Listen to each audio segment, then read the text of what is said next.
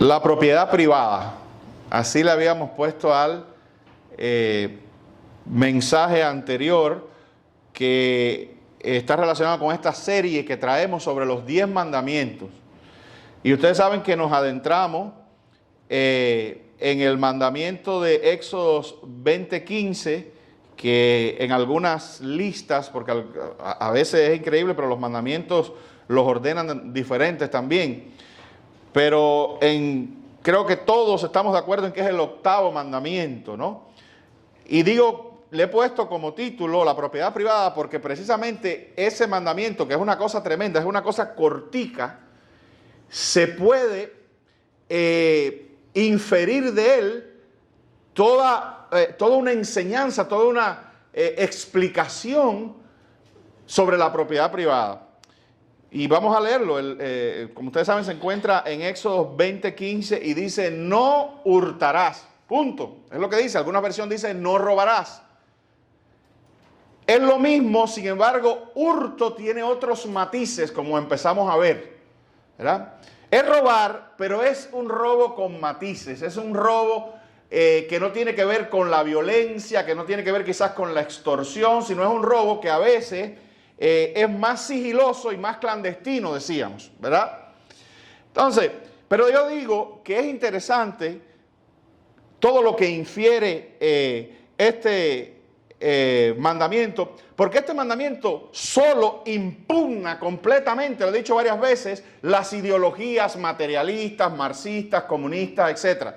Todas esas ideologías que promueven que no hay propiedad, que lo de este es tuyo, que tú le puedes quitar a aquel las propiedades y confiscárselas, etcétera, etcétera. Todas aquellas ideologías que promueven un asalto a la propiedad privada, habíamos dicho que son diabólicas. Eso no viene de Dios.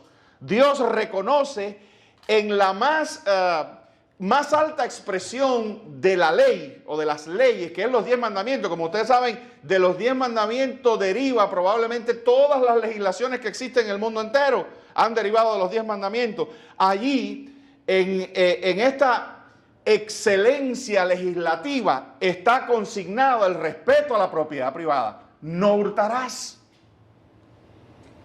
no robarás. Y yo les decía, no me canso de repetir, hermano, déjeme decirle, esto, yo lo confieso, como pastor, esto para mí ha sido un descubrimiento. Y no solo eso, en el 10º mandamiento también hay cuestiones que tienen que ver con la propiedad privada, no nos vamos a meter ahí. Pero esto para mí ha sido una revelación tremenda de que cómo Dios ha establecido y respeta la propiedad privada. Y yo te decía, hay cosas que son tuyas y nadie te las puede robar ni hurtar. Igual que hay cosas que son de tu prójimo y tú no las puedes robar ni hurtar. Entonces, el mandamiento solo, así, de cortico como es, no hurtarás, establece, existe la propiedad privada. ¿Amén? Tú eres dueño de algunas cosas en este mundo. Obviamente, la cantidad de cosas de las que somos propietarios varían. El mandamiento no habla el mandamiento no está calificado cuantitativamente, o sea, de cantidad. Hay quien tiene muchas propiedades y quien tiene pocas, pero son propiedades privadas. ¿Amén? Aunque una persona tenga muchas, eso no le da derecho a nadie a arrebatársela, a quitársela. No solo por medio de la violencia, sino también por medio de la astucia. No se debe hacer. Y esto es lo que es hurto. Hurto es cuando muchas veces uno usa astucia, ¿verdad? Que como decíamos el domingo pasado, surge de un corazón pecaminoso. Uno usa astucias ardides para quitar, robar, extraer, sustraer propiedad privada.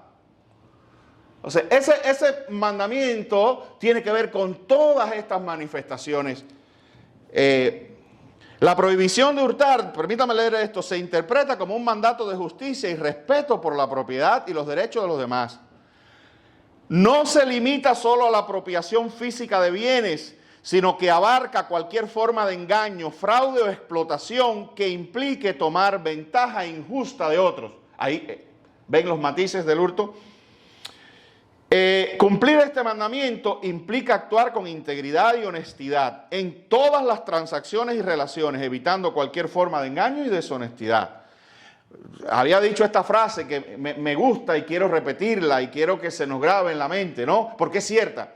El ataque a la propiedad privada es pecaminoso, es diabólico. Viene del diablo. Todo lo que va contra lo que Dios ha dicho, contra las leyes de Dios, es del pecado, es rebelión, y es pecaminoso. Cuando yo hurto, estoy cometiendo pecado y me estoy poniendo del lado de Satanás. Habíamos visto Juan 10:10, que dice, el ladrón no viene sino para hurtar y matar y destruir. Yo he venido para que tengan vida y para que la tengan en abundancia. Vimos también que no hurtar es una manera de amar. Amén. Repito y recontrarrepito, amar, he dicho varias veces, amar no es solo un sentimiento, no son cosquillitas en el estómago, ¿verdad? No son cosas que hago bajo una especie de excitación o de furia, qué sé yo. No, amar es hacer lo justo delante de Dios para con tu prójimo.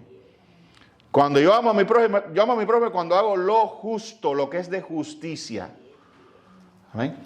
Yo puedo no sentir cariñito por una persona, o no puedo sentir una especie qué sé yo, de emoción por hacer algo.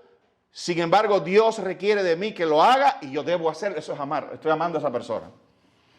Cuando yo retengo la justicia de Dios hacia una persona, no lo estoy amando. Uno de los ejemplos que te puse, ¿cuántas veces nos hemos tropezado con esas personas que son cariñosas? Hay gente que es cariñosa porque le sale por naturaleza, igual que personas secas, circunspectas, hay personas que son cariñosas. Sin embargo, ¿cuántas veces nos hemos topado personas que son muy cariñosas, muy melosas, pero cuando te tienen que hacer algo, te lo hacen y te traicionan, te sorprenden, y tú dices, ay, pero tanto que me abrazaba y me besaba y me decía que me quería. Pero en el momento decisivo no te amó. ¿Por qué? Porque no obró hacia ti con justicia. ¿Cuántas personas? Yo no estoy diciendo que esto sea la regla, ¿ok? No estoy diciendo, hay gente. Miren, hermano, el ser humano es tan diverso que hay de todo, ¿verdad?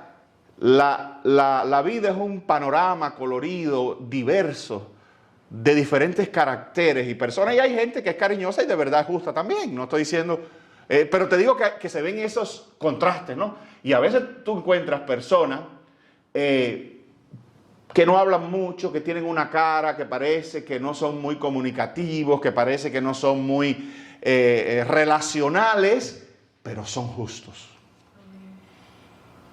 Son justos.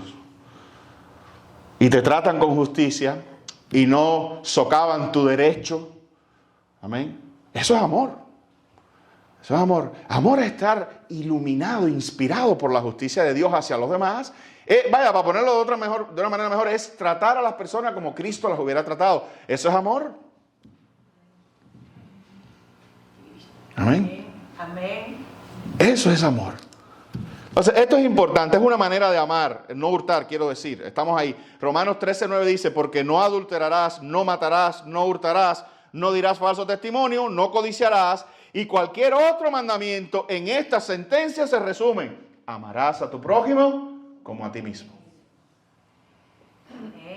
Ven, hermano, ningún mandamiento de eso tiene que ver con sentimiento. Quitémonos eso de la cabeza. Porque mientras sigamos esperando por el sentimiento para amar a alguien, nos va a costar. Hay gente que no son amables. ¿Cómo usted dice eso, pastor? Y te voy a poner un ejemplo. Tú y yo. Sacrilegio. Desde el punto de vista de Dios, ni tú ni yo éramos amables. Pero Dios nos amó. ¿Por qué no éramos amables? Por nuestros pecados, por nuestra rebelión, por nuestra corrupción. Éramos hijos de la ira. ¿Verdad? Esa es la escritura. Éramos hijos de la ira. Pero ¿qué cosa pasó? Dios nos amó. ¿Y en qué consiste ese amor? En que Dios, perdóname de hacer este paréntesis, ¿en qué consiste ese amor? En que Dios nos miró y dijo, ay, qué lindos son. Ay, qué lindo es, qué linda es.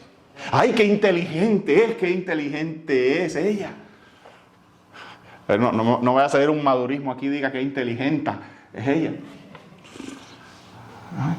Ay, no, pero qué es capaz. Ay, como ha hecho cosas buenas. Ella ha hecho más cosas buenas que él. Voy a amar. No. El amor de Dios es uno de los más grandes misterios que hay. Lo único que sabemos es una cosa: se originó de él. Y lo único que sabemos es esto: se originó de él. Y lo otro que sabemos es, por alguna razón, llegó hacia mí y hacia ti. Antes de la fundación del mundo, Dios te amó. Y Dios me amó y me atrajo por ese amor a Cristo Jesús. Amén. Y dice la Escritura, y no había absolutamente nada en ti ni en mí que hubiera provocado ese amor. Es única y exclusivamente una cosa de Dios. Aleluya. Amén. Amén. De lo profundo de la divinidad para ti. El peor, como aquella obra de... Creo que era de Sor Juana Inés, yo la peor de todas, ¿no? Bueno, pues yo el peor de todos. Pablo decía eso. Pablo decía, yo soy el más grande de los pecadores, decía Pablo. Y era cierto, porque si no la Biblia no lo hubiera puesto. Amén. Dios te amó. Entonces ahora nos toca a nosotros ser reflejo de ese amor. No solo reflejo. Reflejo parece que es que Dios nos da el amor y lo reflejamos. No. Dios ha puesto en nosotros su amor, su capacidad de amar. En eso, cuando decimos que tenemos a Cristo en nuestro corazón, tenemos esa maravillosa potencialidad de amar a los demás. No importa si somos secos, no importa si somos alegres, no importa si somos melosos, no importa si somos torvos, no importa. Tenemos la capacidad de amar.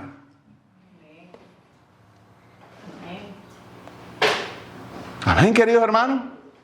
Tenemos la capacidad de amar.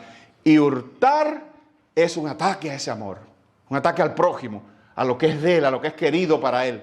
No subestimemos el aprecio que una persona le tiene a la propiedad privada, a lo que es suyo. Eso es dado por Dios.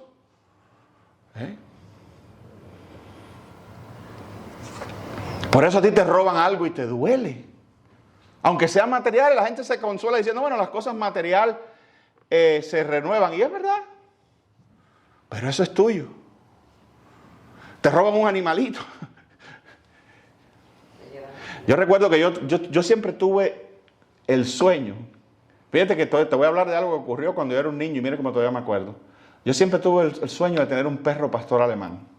Eran difíciles de tener en mi Camagüey querido.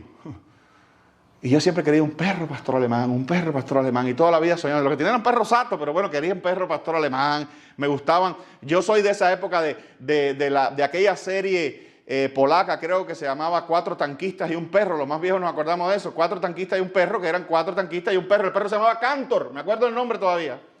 Un perro pastor alemán lindo, ¿verdad? Soy de la época, ya después vino Rintintín también, un perro pastor alemán. Bueno, un día, un militar medio pariente de nosotros me dijo, te voy a traer un cachorro de perro pastor alemán. Y un día se apareció, para hacer corto el cuento, un día, porque ya ustedes saben dónde va ese cuento, se apareció con un cachorro precioso de un pastor belga, más o menos parecido.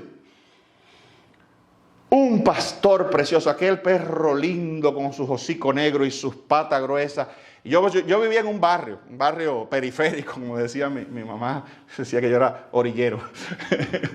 Pues yo bromeaba y decía, no, que yo soy de Camagüey, de la ciudad, le decía a los demás, y mi mamá me decía, que tú eres de Camagüey, pero tú eres de la orilla, tú eres periférico.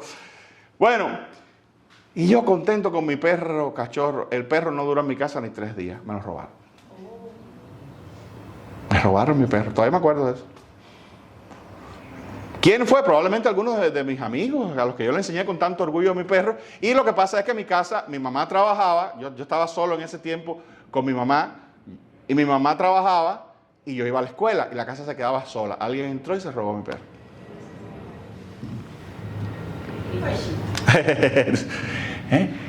La única chance que he tenido de tener perro pastor alemán. Pastor, pero no lo puede tener. Digo, no, ahora ya no lo quiero tanto porque no tengo casa muy grande y ellos hacen ciertas cosas que no es fácil, ¿oíste? No tengo mucho patio.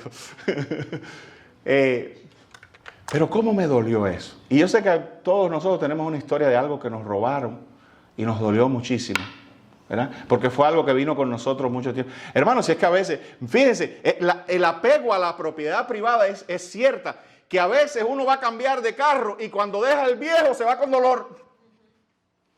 ¿Por qué? Porque hay tantas cosas en ese... Cuando nosotros salimos de nuestra casa en Houston, mi esposa dijo, no voy a mirar para atrás. Y no miró.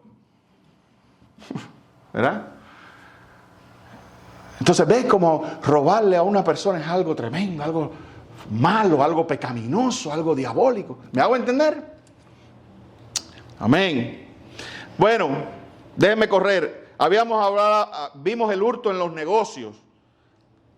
Recuérdense, mantengan en mente que cuando hablo de hurto, estoy hablando de robar, pero repito, enfatizo, estoy hablando de un robo sofisticado, de un robo clandestino, de un robo sigiloso. Como este, abominación son a Jehová las pesas falsas, y la balanza falsa no es buena.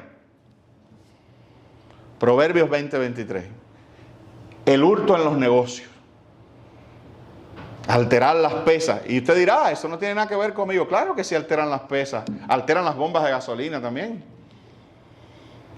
Alteran los odómetros de los carros. Eso es pesa falsa. Todo eso es pesa falsa. Te venden un carro. No, este carro nada más tiene 90,000 millas. Mentira. Tiene 200, pero le alteraron el odómetro. Y tú dices, bueno, pastor, que yo no tengo nada que ver con eso. ¿Quién sabe? ¿Quién sabe por qué lado estás tú expuesto a ser tentado hacia la pesa falsa? Amén. Seguimos. Habíamos visto que también robo es sustraer cuando uno tiene la oportunidad, clandestinamente, sustraer.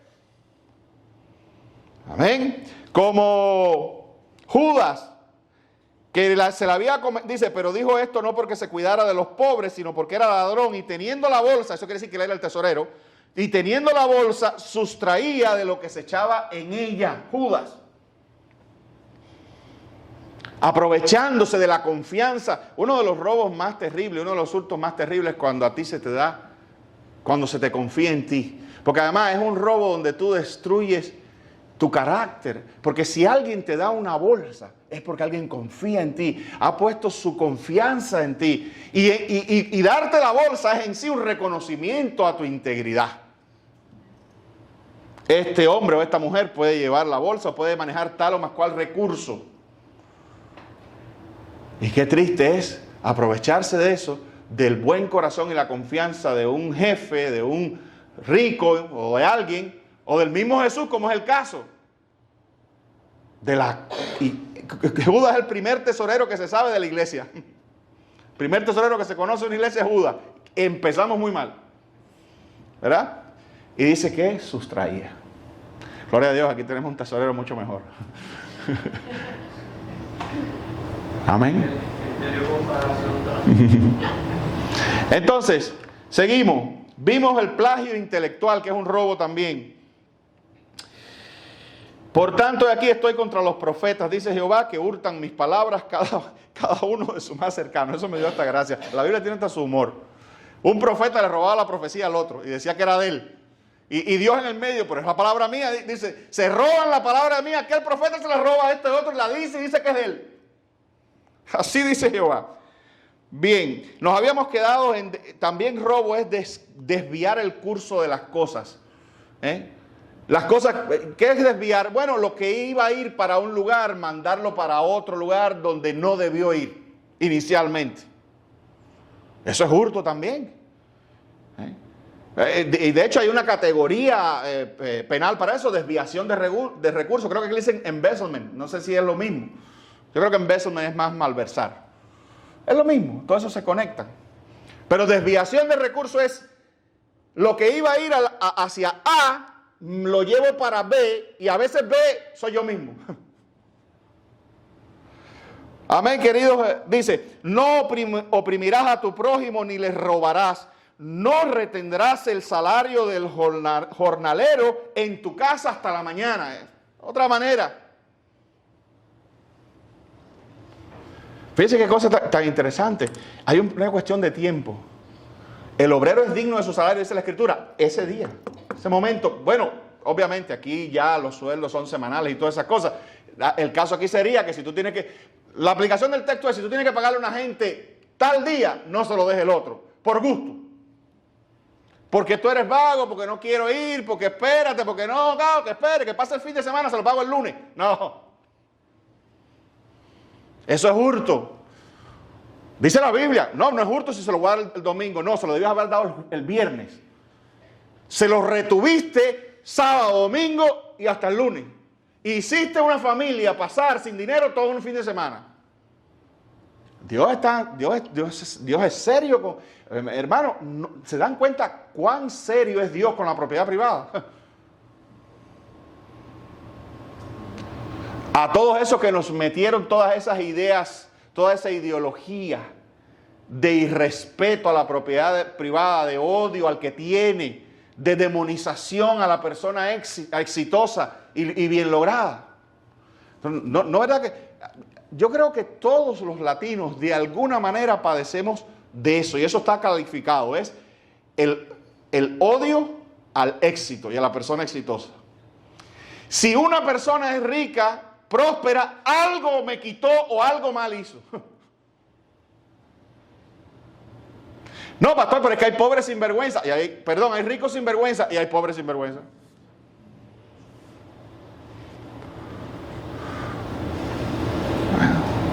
Siempre digo, detrás de un rico, hermano, detrás de una persona, pongámosle, es más que el mismo sonido de esa palabra, rico, ya produce una reacción diversa en tu corazón, ¿no verdad? Pero eso no tiene nada que ver con nada, sino con lo que nos han metido en la mente. Eso tiene que ver con un condicionamiento psicológico histórico que nos ha hecho creer que el que tiene es malo y que el que no tiene es bueno. Y eso es totalmente falso. Yo te puedo decir que algunas de la gente más malas, más asesinas que haya existido en el mundo han sido personas que que han venido de la nada, que han sido pobres. Incluso algunos de ellos altamente educados. Tú no has oído hablar de que la educación ayuda. Edúcate porque la educación te va a hacer bueno. Algunos de los más grandes asesinos han sido personas educadas con universidades, educados en Londres, educados en Francia, educados aquí, educados allá. No tiene nada que ver con eso. Todo el mundo es potencialmente lo peor. Solo está que se den las condiciones. Pero entonces, yo decía, detrás de una persona próspera siempre hay un individuo que tuvo una idea que no tuve yo, que tuvo el valor que no tuve yo de echarla para adelante y de correr con los riesgos, porque muchas ideas fracasan. Por ejemplo, uno de los, estamos hablando de propiedad privada, uno de los, de las industrias, si se quiere, de las ramas más difíciles es la de los restaurantes, la de los servicios. Son más los restaurantes que fracasan que los que lo logran. Y un rico es una persona que muchas veces corre con el riesgo de su idea, pero también corre con el fracaso. Amén. Él va con esas dos bolsas, que no lo hago yo. Bueno, pero eso es otro tema. Bien. Desviar, Malaquías 3:5 dice: y vendré a vosotros para juicio y seré pronto testigo contra los hechiceros, adúlteros, contra los que juran mentira y los que defraudan en su salario al jornalero, a la viuda y al huérfano, y a los que hacen injusticia al extranjero, no teniendo temor de mí, dice Jehová de los ejércitos. Defraudan. Bien. Hurtar también es esquivar la responsabilidad, un poco parecido a lo que acabamos de decir. Miren, déjenme apresurarme un poco. Santiago 5:4 dice así: he aquí clama el jornal de los obreros que han cosechado vuestras tierras, el cual por engaño no les ha sido pagado por vosotros, y los clamores de los que habían cegado han entrado en los oídos del Señor de los ejércitos. Amén. Es evadir la responsabilidad de pagarle a una persona. Ya no está hablando de retenérselo, esto dice no pagarle. No pagarle. Por eso, hermano, tenga siempre las cuentas claras en su trabajo. Hay gente que de momento empieza a ver, oye, hay algo raro en el cheque, no dicen nada. ¿Verdad?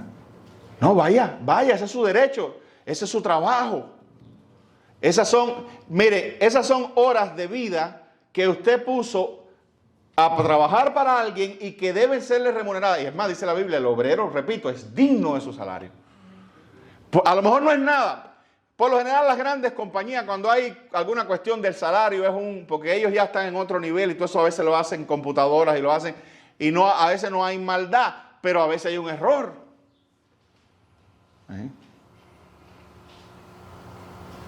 A veces hay error. Yo recuerdo una oportunidad en Houston, estando ya con LabCorp, que yo me di cuenta que me faltaban unas horas de overtime. No de salario regular, sino de overtime. Y fui y se lo dije a mi jefe. Él era muy bueno para los salarios, él no era problemático. Y él me dijo, no, Tony, déjame mirar. Y después me llamó y me dijo, sí es verdad, te faltaban 2 horas, ya te la puse como, porque ya habían cerrado. Me dijo, te la puse como un curso que hiciste un domingo. 2 horas de curso, un domingo de preparación. Ya, completo. Pero si yo no hablo. Y acuérdense que el overtime lo pagan a tiempo y a mitad de tiempo. Amén. Pero si usted contrata a una persona, si usted es contratista, usted le dice a una persona, te voy a pagar tanto, páguele a tiempo y no evada esas responsabilidades. Esa es su responsabilidad delante de Dios. Amén, queridos hermanos. Santiago 3:17. Pero el que tiene bienes de este mundo y ve a su hermano tener necesidad y cierra contra él su corazón, ¿cómo mora el amor de Dios en él? Vuelve esto otra vez al amor. Amén. Hablando de responsabilidad. Pero el que tiene bienes de este mundo, esto es una responsabilidad del que tiene bienes de este mundo. Y tú dirás, bueno, esto es para los ricos. No, tú tienes bienes de este mundo que quizás puedas compartir. Yo no digo, la Biblia no te llama a ti. La Biblia dice que ames a tu prójimo como a ti mismo, ¿verdad? Tienes que ponerte la camisa tú para darle una a otro. Si no hay camisa para ti, no puedes, ¿verdad? Pero fíjense qué interesante. Por más que odiamos el rico, la mayoría de la gente que da, que ayuda y que sostiene grandes programas de caridad son la gente que tiene. Porque si en una sociedad nadie tiene, todo el mundo es, y eso es lo que pasa en países como el nuestro, en sociedades comunistas, que hacen pobre a todo el mundo, reparten, si algo reparten es la pobreza y la miseria. Y después pues, nadie tiene para dar, porque si tú empobreces a todo el mundo, pues nadie tiene para dar. ¿Para qué? Para convertirse ellos, el Estado, el gran dadivoso y que la gente esté ahí. Pero ese es otro tema. Pero si tú tienes bienes de este mundo, lo que sea, si tú tienes una camisa y ves a un hermano con necesidad de camisa, dice la Biblia, tu responsabilidad es darle. Amén. A ver. Bueno, permítanme, déjenme llegar a esto. Hemos visto, porque aquí viene una cosa importante, ¿no? Hemos visto el hurto en los negocios, el plagio intelectual, desviar recursos, esquivar ser negligente a tu responsabilidad. Y hay otra, termino con esta, voy a volver con este tema, pero termino con esto. ¿Y qué de robar a Dios? Amén. Robar a Dios. Miren lo que dice, y yo sé que esto es un tema controversial, pero miren lo que dice Malaquías 3:8. ¿Robará el hombre a Dios? Pues vosotros me habéis robado, le dice Dios. Y dijiste, ¿en qué te hemos robado? Una pregunta, ¿en qué te hemos robado? Y dice el Señor, en vuestros diezmos y ofrendas. Varias veces hemos dicho, independientemente, fíjate la latitud que te voy a dar, independientemente del approaching, de la aproximación doctrinal que tú tienes sobre los diezmos y la ofrenda, yo quiero decirte que Dios espera de todos nosotros que parte de lo que Él nos ha dado, nosotros lo compartamos con Él. Llámele diezmo o llámele ofrenda. Dios siempre se ha reservado una porción que es de Él, asignada a nosotros, a ver cómo nosotros la manejamos. Desde el mismísimo Edén, Dios le ha dicho al hombre, aquí todo es tuyo, menos ese árbol. Ese árbol es mío. Amén. Y en este texto, Dios le está diciendo, de todo lo que yo te he dado, hay una porción, una décima parte que es mía. Pero no es mía para mí, es mía para bendecirte a ti a través de tu fidelidad. Yo aprendí esta frase hace mucho tiempo. Yo prefiero tener el 90% bendecido por Dios que no el 100% maldecido por Dios. Y no estoy... estamos en la gracia porque tú no diezmes, Dios no te va a mandar al infierno. Déjame decirte esto. ¿Ok? Dios no te va a mandar... Pero te estoy hablando como pastor. Y no de diezmo. Si quieres quitas ese nombre que, como tú sabes, diezmo es de 10, alude a la décima parte de tu salario y del mío. Las ofrendas. Porque fíjate, algunos dicen, no, espérate, yo no diezmo, yo ofrendo, como si ofrendar no estuviera sujeto. O sea, miren esto, miren. Si diezmo es antiguo testamentario, o digamos, si la gracia es mayor que la ley, déjeme ponerlo así. Si la gracia es mayor que la ley, y en la ley es el diezmo, ¿cuánto será en la gracia? Por eso... Por esa comprensión es que tú ves que había cristianos como Bernabé que vendían sus propiedades, que eran probablemente más que su diezmo, y se la entregaban a la iglesia, la entregaban al ministerio. Que por una parte, la iglesia necesita, y te voy a decir esto, la iglesia necesita gente próspera también. Y yo creo que una de las, esto es muy mi opinión, una de las cosas que trajo la especie de pobreza que hubo entre los primeros cristianos, que sí la hubo, fue que los hombres de negocio soltaron todas sus propiedades y la gente que producía y que quizás después pudo ayudar en un momento determinado, vendió sus propiedades y en un sentido se quedó sin capital la obra. Hasta que los cristianos fueron aprendiendo esto, ¿verdad? Y fueron ofrendando, fueron recogiendo ofrendas. Pero si tú te das cuenta, a veces los gentiles tendrían que recoger ofrendas y mandarlas para Jerusalén, a los santos de Jerusalén. Yo creo que en la iglesia hace falta gente próspera. Hacen falta Bernabé, que quizás no vendan sus propiedades o que den una parte, no todo, pero en la iglesia hace falta gente que sigan con su negocio. Los reformadores corrigieron eso.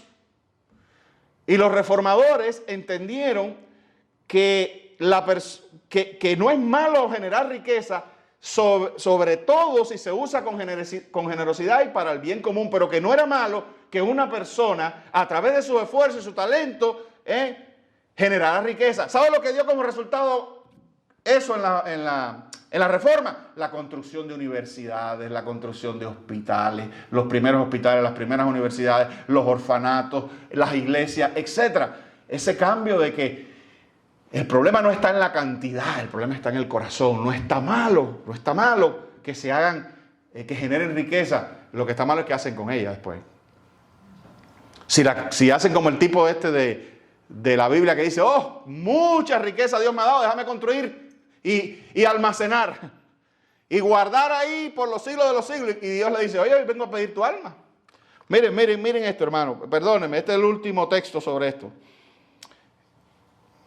1 Corintios 16:2, 1 Corintios 16:2 dice, cada primer día de la semana, cada uno de vosotros ponga aparte algo, miren esta palabra, según haya prosperado, guardándolo para que cuando yo llegue, no se recojan entonces ofrendas. Pero miren la relación, no hay nada de diezmo ahí no se habla de diezmo, pero se dice algo interesante, según haya prosperado. A veces uno ve hermanos que involucionan, empiezan muy bien con su ofrenda y con sus dádivas, y cuando Dios los prospera, dan menos.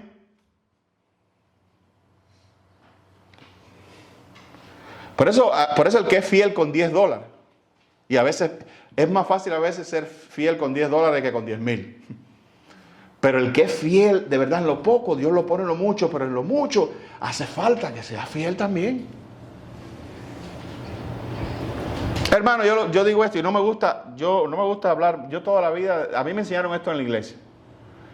Cuando yo era un muchacho en el año 91, creo que tenía 18, 19 años que me convertí, que no sabía de las políticas y las cositas dentro de la iglesia que hoy en día, de que si diezma, que si no diezma, que si la gracia, que si la ley, que si yo no sé, porque en la gracia está todo el ejemplo de Hebreos donde se habla, se reafirma el criterio de que Abraham, siendo de la fe, dio diezmos a Melquisedec, que es del orden, que Cristo es del orden de Melquisedec. Pero bueno, a mí me enseñaron, y yo no me convertí en una iglesia de poder, ni de Maldonado, ni nada de esa gente. Yo me convertí en una sencillita iglesia del Nazareno en un barrio.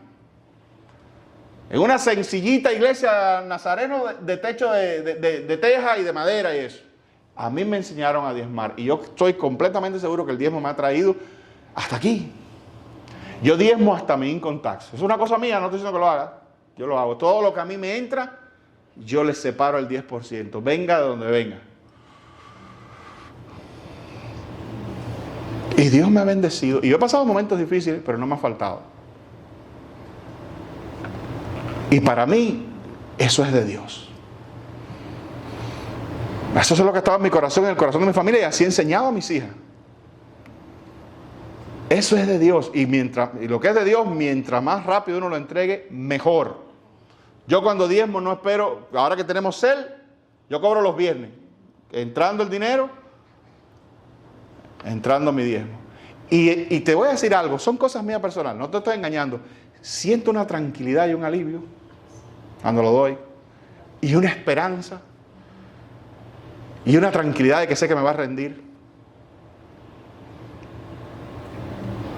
Amén.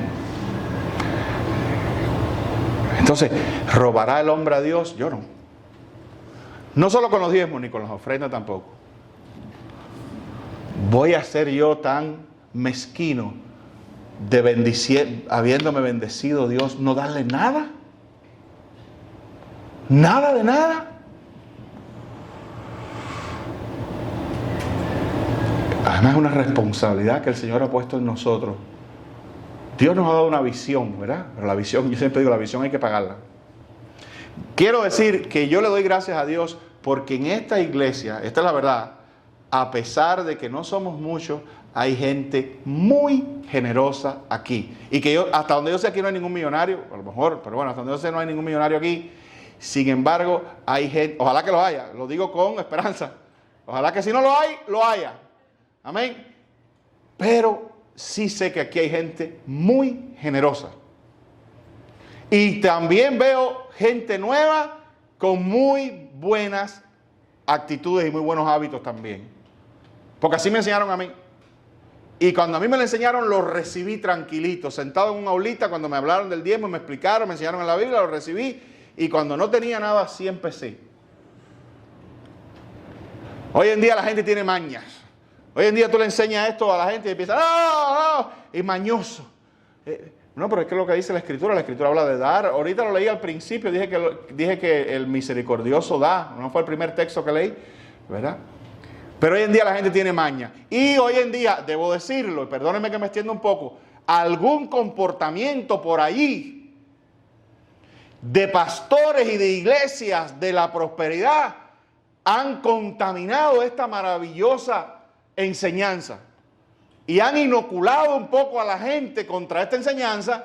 Y a la gente, cuando tú le hablas de esto, enseguida el condicionamiento psicológico hace que conecten con el otro, con Cash Luna, con Maldonado, con Joyce Meyer, con los Copeland, enseguida. No dejes que el enemigo te ponga eso. Ya yo te dije yo te digo, si tú eso no tiene nada que ver con el cielo, tú vas para el cielo. Si tú eres cristiano, lo único que tiene que ver con el cielo es si tú has recibido a Cristo como tu Salvador, si tú has creído que Cristo es la sustitución tuya en la cruz, si tú has creído que todo lo que tú merecías, Cristo lo pagó en la cruz. Si tú crees en eso y tienes esa fe y te arrepientes de tus pecados, tú eres salvo. Es salvo, no tiene que ver. Yo no te voy a decir eso de que si no das el diezmo, vas para el infierno. Mentira, eso no va a pasar nunca. La sangre de Cristo es mucho más grande que eso. Y Cristo ha cubierto tus pecados, todos, aún ese. Pero como dice Pablo, pero sí vas a privarte de algunas buenas bendiciones en tu vida. Y tu oración va a ser estorbada porque el día entonces que tengas necesidad y vayas a orar, vas a sentir un poco el peso de la hipocresía sobre ti. Vas a sentir el Espíritu Santo diciéndote, ahora te hacen falta 20 pesos. Pero si cuando los tenía no me los daba y creías que yo... Y es muy probable que Dios generosamente te los dé, claro que sí, ¿verdad? Pero tú y yo vamos a estar orando y entonces vamos a decir, wow, si yo nunca he dado ni un peso en la iglesia y ahora se lo estoy pidiendo a Dios. ¿Verdad? Y yo nunca en mi vida he dado nada y ahora se lo estoy pidiendo. Nunca he sido generoso y nunca he donado nada, nunca le he dado al hermano que le hace falta las camisas, por seguir con el mismo ejemplo. Y ahora entonces estoy pidiendo. Bueno, pues quizás ese sea una buena enseñanza, como Dios obra para bien y todas las cosas ayudan a bien a los que Dios aman. Quizás nos haga falta esa experiencia para decir, no voy a cambiar. De ahora en adelante no voy a ser así. Amén, queridos hermanos. Me hago entender, se los he enseñado de manera tranquila, nadie ha ofendido a nadie, ¿verdad? Es lo que dice Dios. No te he mandado al infierno con esta enseñanza, porque no lo vas a ir por eso, la verdad. ¿Ves? Entonces, tómalo en tu corazón, medítalo, pero además aplícalo de Berea. Escudriña a ver si es verdad. Escudriña a ver, si no quieres el Antiguo Testamento, ok, escudriña el Nuevo y mira si los primeros cristianos eran tacaños o dadivosos, generosos o agarrados. Mira, y entonces deriva de ahí la enseñanza. Mira si la obra cristiana de los primeros se sostuvo del aire o quién la sostuvo. ¿De dónde venía el dinero con el que se costeó todos los esfuerzos cristianos de los padres nuestros de la iglesia, de los discípulos? De nosotros mismos, de ellos mismos venía. De la generosidad de ellos mismos. Amén, queridos hermanos. Entonces, pero bueno, cerrando, no hurtes de ninguna manera. Me quedan unas conclusiones que darle después. No hurtes de ninguna manera. De ninguna manera. Respeta la propiedad privada de tu prójimo y de Dios también. Bueno, hermanos, que Dios nos bendiga. Vamos a